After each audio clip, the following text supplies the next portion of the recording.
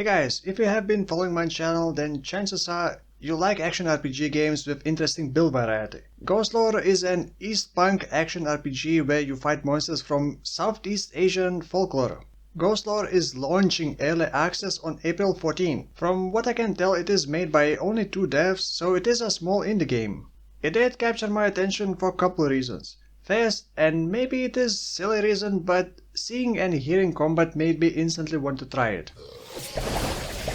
I'm not the biggest fan of pixel art, but I do like art style and flashy combat feel. The second reason why this game caught my attention was how you build a character. There are some unique aspects that I haven't really seen in other games. By the way, this is not a sponsored video. I got access to a demo or beta version of this game, and I have no idea how this game is going to be priced on launch. And also, if I missed something important, feel free to comment below. So let me show you how Ghostlore allows you to build character in a unique way. First of all, there are 6 classes. Each class has 4 unique skills and 4 unique passives or passive traits. Also, each skill has 3 sort of perks that you can spec into. Those are pretty generic, reduce MP cost for that skill or damage for that skill, but then each perk has global passive effect. For example, Shroud of Darkness skill from Hashashin class, each perk allocated gives 5% global critical strike chance. Where Tiger form from Feral class, each perk in Where Tiger grants 0.4% global life leech. At level 15 you get to pick a second class, and at level 30,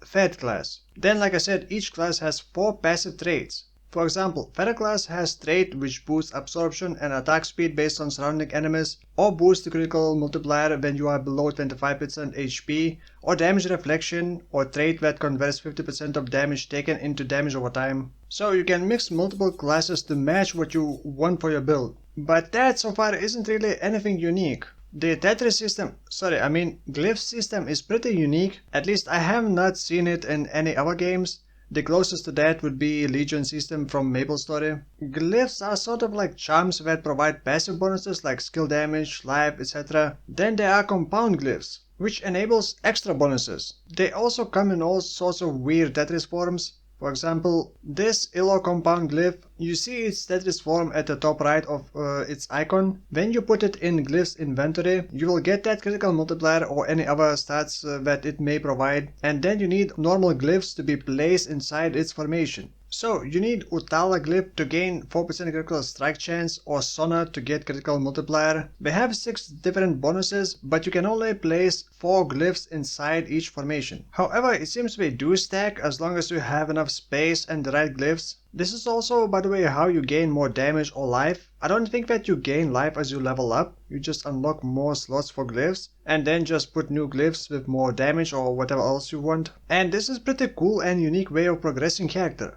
Although getting damage seems very easy, but how to survive is trickier. On my crit cyclone build, it seems I am one-shotting most enemies, even bosses take like 2-3 seconds to defeat, but I'm also like a glass cannon. I still have not figured out how everything works and what scales what. Now let's talk about items. Weapon, shield, scarf, hat and amulet. It seems every class can use whichever weapon they want. It changes basic attack, but I'm not sure how different weapons affect skills. Some weapons are fast with low damage, others are slow with high damage. Each item can roll different modes and can have sockets. You can also find gems. It is very similar to Diablo 2. You can combine gems into higher tier, socket them into items. So far I have only tried this melee build, and another one is minion build. I'm still not sure what minions scale with. In most games minions are confusing what exactly scales them. Talking about scaling, I just realized I can resize UI. By default UI size was on auto and it was covering my whole screen. And by the way, I think UI in this game is needs some work. I don't know exactly what it needs, but it just for me does not feel right. After playing for an hour and then looking to my side monitor and then seeing the small text compared to the game text just feels kind of weird. Now back to the item topic. There is a basic crafting system. You can add sockets to items, increase their base level, upgrade them to magic, rare and so on, combine gems, recraft compound glyphs, either their stats or shape. I like that it is simple, but it also needs something more, not necessarily more complex. Another thing, you can talk to this NPC and craft some food item, which I guess works like permanent buffs that you can replace with new food later. In the world, you often find those glowing spots you can get ingredients from for food items. I'm personally not a fan of food items and ingredients in any games because it usually clutters the inventory, but in one of the recent patches we added commodity cube, sorry.